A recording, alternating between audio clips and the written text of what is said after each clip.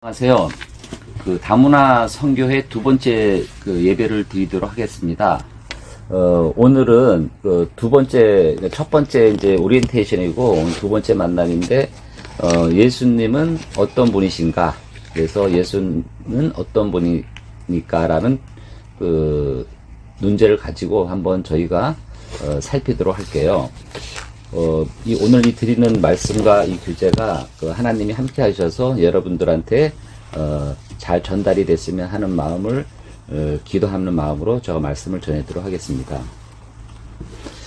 목차는 이제 지난주에 저희가 2주 만에 하는 거죠, 사실은. 그래서 지난주에 한번 점검을 지금 여러 가지 준비 관계상 2주에 한 번씩 하는데 이제 일주일에 한 번씩 할 예정인데, 지난주에 우리가 말씀 교재 나오는 것을 한번 점검을 하고, 그 다음에 이제, 예수님을 알아가는 거, 그리고 예수님이 어떤 분인 거, 그리고 또 정리하고 다음 주를 또 기약하는 안내를 하는 순서를 갖도록 하겠습니다. 지난주는 저희가, 첫 번째 만남이었죠. 그래서 이제,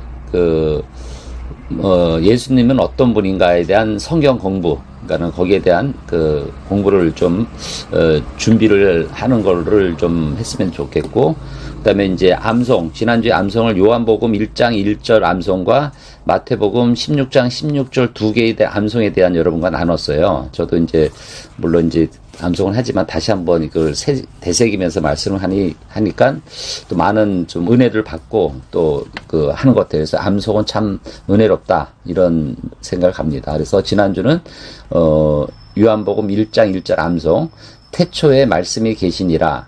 이 말씀이 하나님과 함께 계셨으니 이 말씀이 곧 하나님이시니라. 그래서 태초에 말씀이 계시고 이 말씀이 하나님과 함께 계셨다는 그러한 암송이죠. 그래서 요한복음 1장 1절 암송, 태초에 말씀이 계시니라. 이 말씀이 하나님과 함께 계셨으니 이 말씀은 곧 하나님이시니라. 나는 요한복음 1장 1절 여러분들 암송을 꼭 하시기를 바라겠습니다. 두 번째죠. 마태복음 16장 16절 암송. 시몬 베드로가 대답하여 이르시되 주는 그리스도요 살아계신 하나님의 아들이시니라. 시몬 베드로가 대답하여 이르되 주는 그리스도시요 살아계신 하나님의 아들이시니라. 이 말씀이 전체 보면 성경이 제목 같고 살아있는 말씀이죠. 주는 그리스도요 살아계신 하나님의 아들이시니라. 이 말씀을 저희가 지난주에 암송을 했습니다. 그리고 이제 지난주에 이제 성경 읽기를 누가복음 1장에서부터 3장까지 그리고 히브리서 1장에서 3장까지를 읽는 것을 저희가 이제 준비를 좀 했댔죠. 그래서 미리 좀 성경을 우리가 좀 공부를 하고 그다음에 암송을 하고 그다음에 이제 성경을 읽자, 이런 얘기였죠. 그래서 이 말씀은 이제 두란노에 나와 있는 그 교재를 저희가 준비하고 있습니다. 자, 오늘의 제목은 예수님을 알아가는 겁니다. 예수님을. 그럼 과연 예수님이라는 어떤 분인가? 그래서 저희가 이제 길거리 교회가 많이 있지 않습니까? 십자가가 많이 있어요. 근데 십자가 많이 있는데 그곳의 주인은 하나님이고 예수님이시죠, 사실은. 그러면 과연 예수님이 어떤 분인가? 그래서 저희가 성탄절, 그 다음에 부활절, 이런 거를 많이 이제 접한데 거기에 대한 주제는 저희가 이제 어떻게 보면 예수님이시거든요. 물론 우리가 이제 연도도 계산할 때 이제 BC를 기준으로 해서 AD를 하고 그러는데 그 모든 기준이 예수님이 탄생 기준이거든요. 그럼 옛날부터 왜 예수님이 과연 어떤 분인가에 대한 논제를 가지고 저희가 좀 알아봤으면 합니다.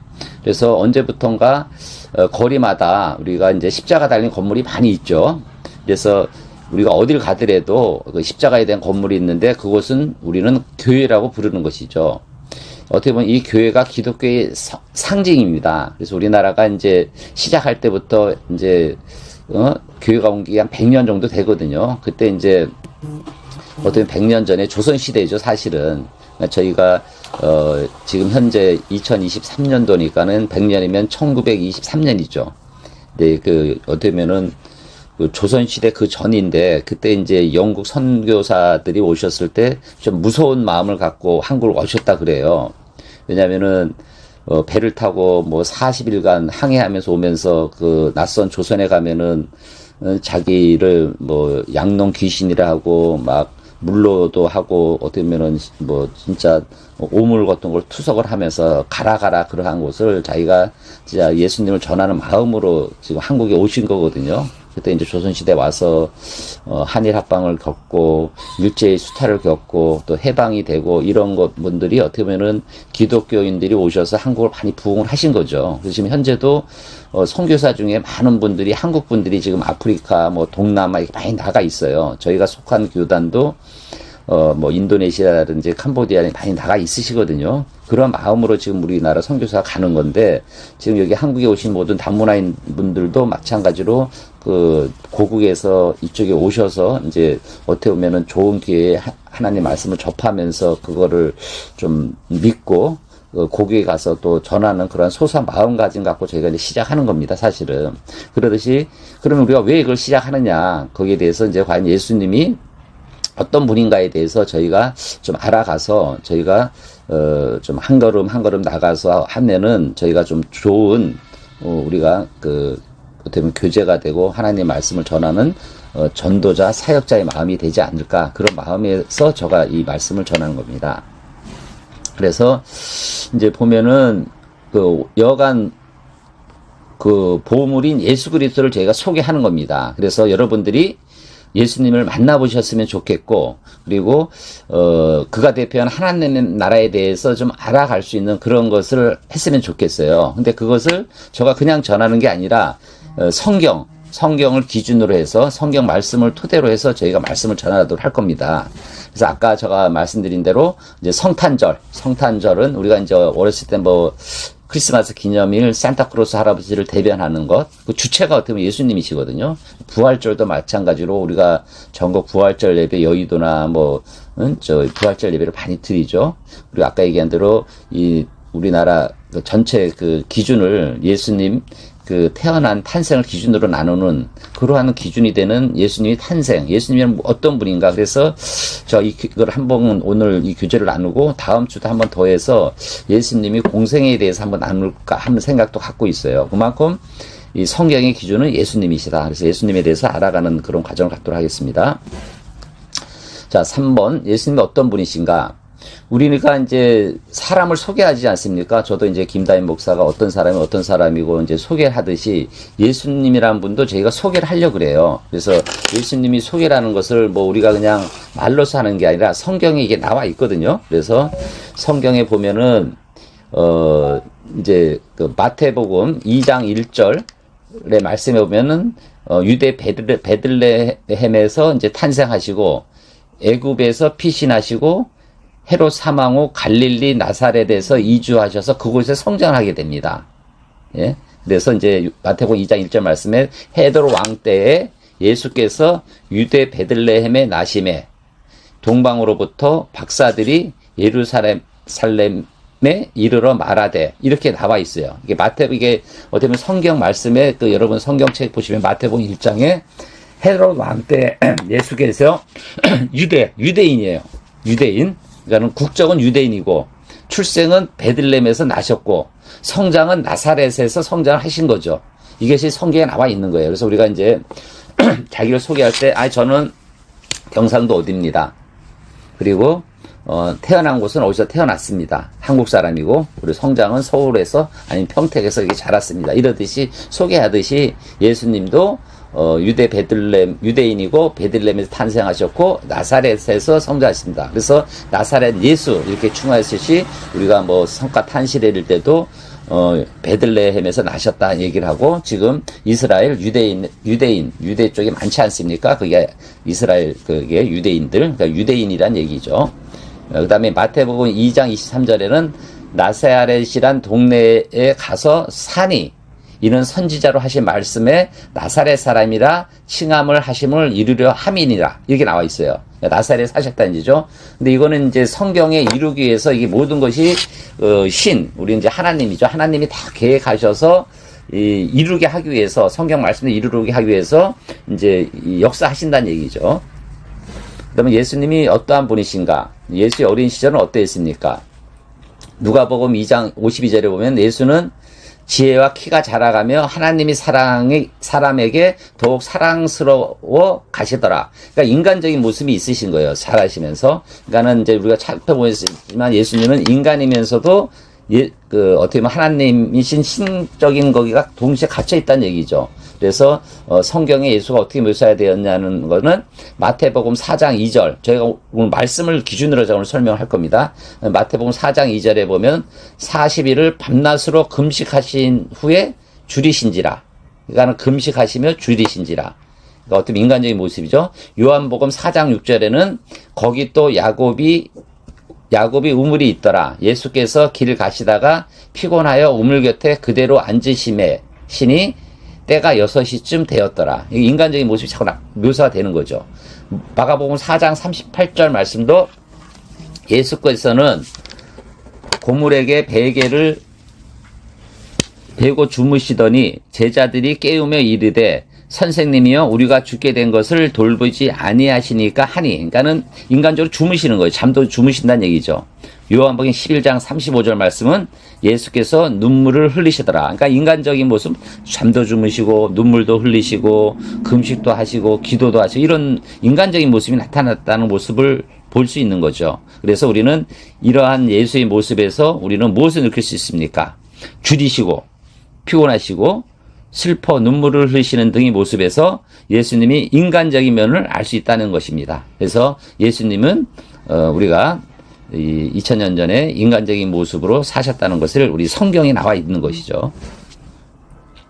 자, 그 다음에 히브리서 4장 15절 말씀을 보시면은 우리에게 있는 대제사장은 우리의 연약함을 동정하지 못하실 리가 아니요 모든 일에 우리와 똑같이 시험을 받으신 이로되 죄는 없으시니라. 그러니까 어떻게 보면 죄가 없으신 거죠. 저도 마찬가지고 여러분도 마찬가지고 우리 다문화인들도 마찬가지로 죄가 없을 수 없지 않습니까? 근데 히브리서라는 성경 말씀에는 죄가 없다는 것을 단호하게 말씀을 하고 계시는 겁니다. 그래서 어떻게 보면 인간적인 모습이 있으셨고 시험을 받으시는 거죠. 그다음에 인간과 다른 죄가 없을 수가 없지 않습니까? 이 성경에 보면은 마음에 먹은 것도 죄고 저도 매일매일 회개 기도를 많이 하지만 죄가 없을 수 없지 않습니까? 근데 예수님은 죄가 없으시다는 것이 히브리서 4장 15절 말씀에는 정확히 나타나 있는 겁니다. 죄는 없으시니라 이런 얘기죠. 다섯 번째, 이상과 같은 증언을 토대로 사람들은 예수를 위대한 성인이라고 말하기도 하고 종교의 창시자 내지는 예언자라고도 생각합니다. 그래서 충분히 할 수 있는 생각입니다. 근데 정작 본인의 입은 다른 말을 합니다. 살펴보면은 요한복음 10장 30절 말씀에 나와 아버지는 하나니라 하신대 이런 말씀이니까는 나라는 건 예수님을 얘기하는 거 아닙니까? 그래서 아버지는 하나님이시니까 그러니까 예수님과 하나님이 같다는 얘기를 하죠. 그래서 이것 때문에 예수님이 사형을 받으시고 십자가에 못 박혀 돌아가신 거거든요. 그래서 우리가 이제 나중에 알게 되면 뭐 삼위일체라는 얘기를 하는데 예수님과 하나님과 성령이 하나다. 그래서 우리가 지금도 예수님과 호흡하는 건데 성령과 예수님과 하나님이 하나시라는 이런 삼위일체라는 교리가 있는 거거든요. 뭐 초점 알게 하지만 요한복음 10장 30절에는 명확히 나와 있습니다. 나와 아버지는 하나이니라 하신대.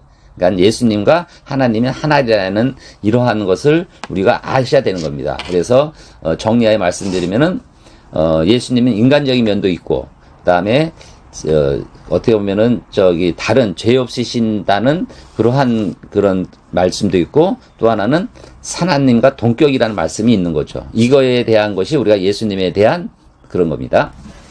그다음에 어떻게 생각하면 좀 건방지고 좀 독선적인 같은 발언이라는 것도 할 수 있습니다. 하지만 요한복음 5장 23절에 예수는 자신이 하나님과 똑같이 공경을 받으신 분이라고 말합니다. 그래서 요한복음 5장 20절 이는 모든 사람으로 아버지를 공경하는 것 같이 아들을 공경하려 하심입니다. 그래서 아들을 공경하지 아니한 자는 그를 보내신 아버지도 공경하지 아니하는 겁니다. 그래서 요한복음 14장 9절에는 예수는 자기를 본 사람은 하나님을 본 것과 같다고 말합니다. 그래서 예수님을 본 사람은 하나님 본 것과 같다는 말씀도 요한복음 14장 9절에 나와 있는 겁니다. 그래서 요한복음 14장 9절 말씀을 다시 한번 새기면은 예수께서 이르시되 빌립아, 내가 이렇게 오래 너희와 함께 있으되 내가 나를 알지 못하느냐? 나를 본 자는 아버지를 보았거늘 어찌하여 아버지를 보이라 하느냐?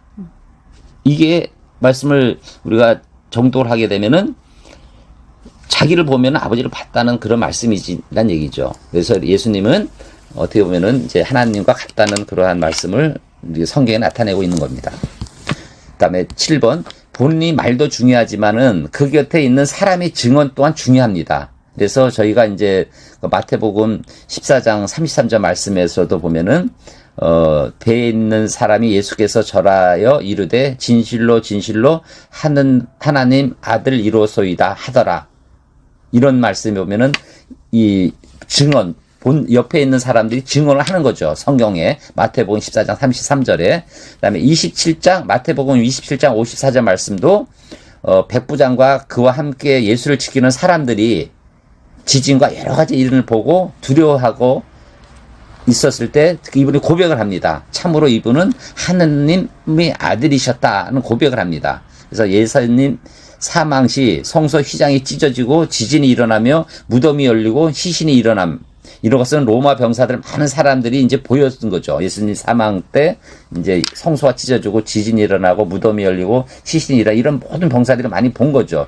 부활이라는 의미인 거죠, 사실은. 그래서 요한복음 20장 28절 말씀에서도 도마가 예수님이 제자죠. 도마가 대답하여 이르되 나의 주님이시여 나의 하나님이시니이다. 이렇게 고백을 하는 겁니다. 그래서 여기 보면은 도마가 의심이 많은 사람이거든요. 그래서 예수님이 부활을 믿지 않았는데 예수님이 나타나서 손에 못자국에 손가락을 넣어보라 하십니다.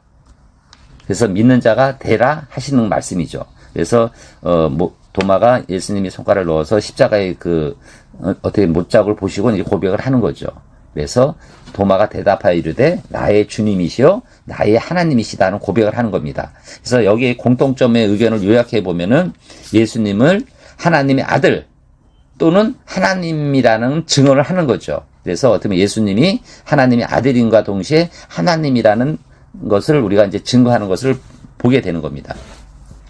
그래서 8번째, 한 번은 예수가 제자들에게 사람들이 나를 누구라고 생각하느냐 물어보았습니다. 제자들이 들은 대로 열과 몇 가지 의견을 들은 후에 예수는 제자들에게 질문하였습니다. 너희는 나를 누구라고 생각하느냐?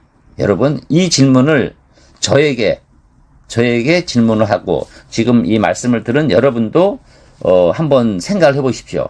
여러분은 어떻게 생각하십니까? 여러분들은. 그래서 오늘 과연 우리가 믿음을 갖고 예수님을 믿고 하나님을 믿고 성령을 믿고 천국을 믿고 여러분들한테 전도를 하면서 저희가 다시 한번 되새김을 갖습니다. 여러분들은 예수님을 어떻게 대답하겠습니까? 주는 그리스도요 살아계신 하나님의 아들이십니다라는 이런 고백이 당당하게 임하기를 주님의 이름으로 말씀을 드립니다. 자, 정리. 자, 여러분, 예수는 어떤 분입니까? 예수님은 인간적인 면이 있고 신적인 면, 두 가지 면을 갖추신 분이십니다. 그래서 예수님이 실제는 예수님이 증언, 제자들이 주변 사람의 증언, 타인의 증언에 의해서 예수님은 하나님의 실체를 여러분들이 아시기를 간구합니다. 그래서 두 번째, 부활. 인간 예수님처럼 부활한 사람은 없습니다. 유일하게 예수님만 다시 태어나신 거죠. 이거는 하나님이 그런 걸 이루기 위해서, 성경의 말씀을 이루기 위해서 여러분이 부활에 대한 것을 한 번도 없었다는 말씀을 여러분한테 상기시켜 드리는 바입니다. 세 번째, 신화 속의 인물이 아닙니다. 예수님은 석가모니, 마호메트와 같은 실존 인물이지만은 기독교의 창시자에 있습니다. 여러분들이 이스라엘에 가면은 많은 유적지가 많이 남아 있습니다. 그래서 신화는 민족의 기원과 인류의 역사를 이해하는 데 도움이 되지만 역사적 사실로 받아들이지는 않습니다. 언제, 어디서, 어떻게 그 신화가 발생했는지 목격자도 정확한 역사적 설명도 없기 때문입니다. 그러나 기독교는 처음부터 역사를 제시합니다. 예수는 언제, 어디서 태어났고 무엇을 가르쳤고 어떻게 죽고 부활했는가에 대한 역사적인 증언과 설명을 제시하는 겁니다. 그래서 여러분, 예수의 생애에 대한 관한 일반 고대 역사 자료는 45개가 되고 이 중에 예수의 생애, 인격, 가르침, 죽음, 부활 등에 관련된 역사의 기록은 129가지나 된다는 말씀을 여러분들이 아시기 바랍니다. 그래서 예를 들어 그리스도는 티베리우스의 통치 기간에 로마의 행정기관이었던 본디오 빌라도의 손에 극단적인 형벌을 받았습니다. 십자가의 처형을 받았다는 얘기죠. 기독교 이전에 기독교와 같은 교리를 가진 고대 신화는 단 하나도 없었습니다. 예수 사건에 대한 초기 기록은 인류 역사상 가장 짧은 기간에 입에서 문서로 기록되어 헤아릴 수 없는 수로에서 존재합니다. 예수는 신화가 아니라 실제 역사입니다. 그래서 구로 전승기간은 역사적인 인물 생애 혹은 가르침이 문서로 기록되기 전에 입으로 전해지는 기간입니다. 구 전승기간이 짧을수록 내용이 변하지 않는 역사적 사실에 가깝습니다.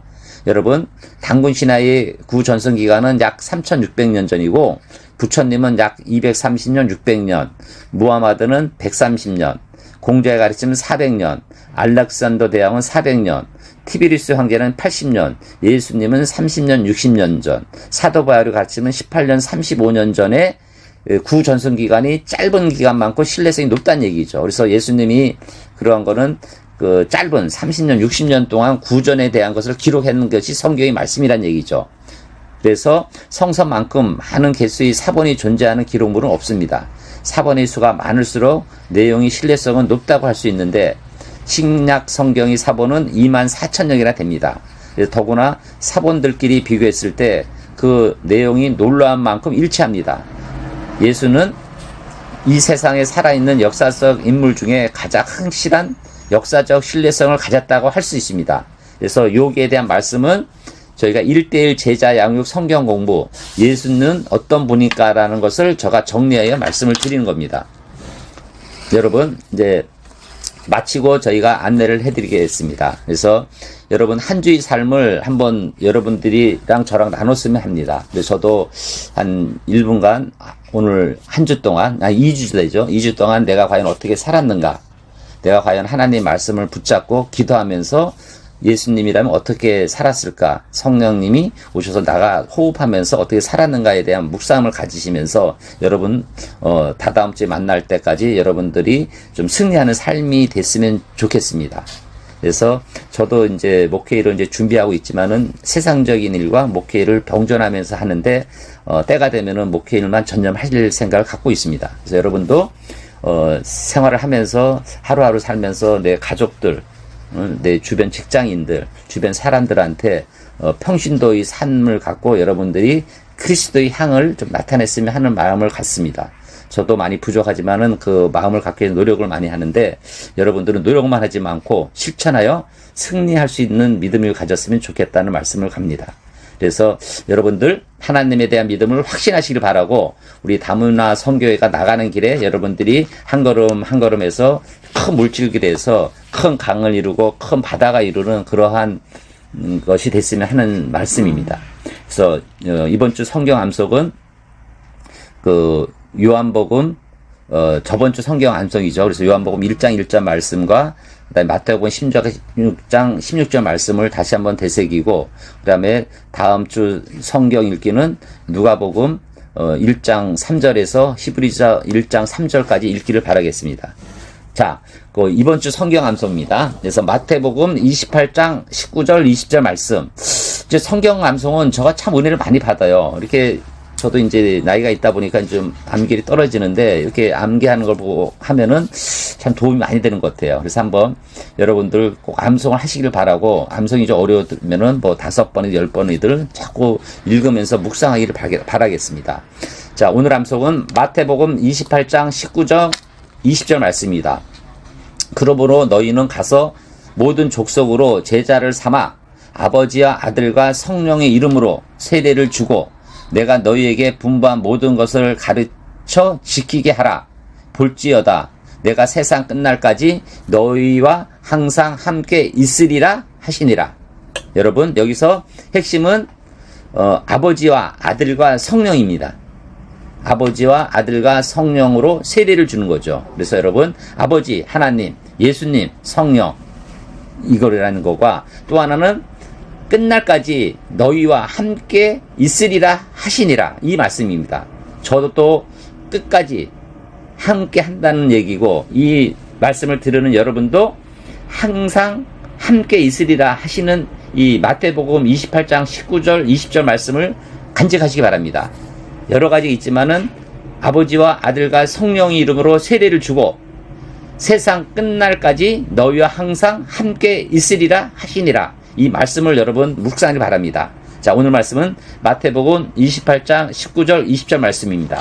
그러므로 너희는 가서 모든 족속으로 제자를 삼아 아버지와 아들과 성령의 이름으로 세례를 주고 내가 너희에게 분부한 모든 것을 가르쳐 지키게 하라. 볼지어다 내가 세상 끝날까지 너희와 항상 함께 있으리라 하시니라.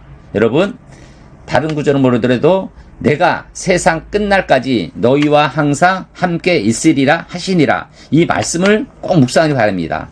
내가 하나님과 예수님과 성령이 세상 끝날까지, 죽는 날까지 너희와 내 자신 김다인 목사 여러분이 왜 항상 함께 있으리라 하시니라. 이 말씀만 묵상하시더라도 한 주 동안, 2주 동안 여러분 은혜를 받으실 겁니다. 이 말씀을 묵상하고 살길 바라겠습니다. 그리고 다음은 고린도전서 15장 말씀과 요한계시록 1장 6절을 읽기를 바라겠습니다. 그래서 저도 이제 요거에 대해서 암송하고 성경 읽고 그리고 한 주간 묵상을 하고 그리고 다음 주는 예수는 어떤 일을 했습니까? 라는 거를 갖고 공부를 할 겁니다. 그래서 예수님에 대한 거를 한번 심오하게 저희가 다 보고 다시 한번 저도 이제 이번 준비를 하면서 좀 어떻게 보면은 다시 한번 이렇게 말씀을 하다 보니 은혜를 많이 받습니다. 여러분도 은혜를 많이 받기를 바라고 2주 동안 승리하셔서 다다음 주에는 활기찬 모습으로 만나보기를 기도드리겠습니다.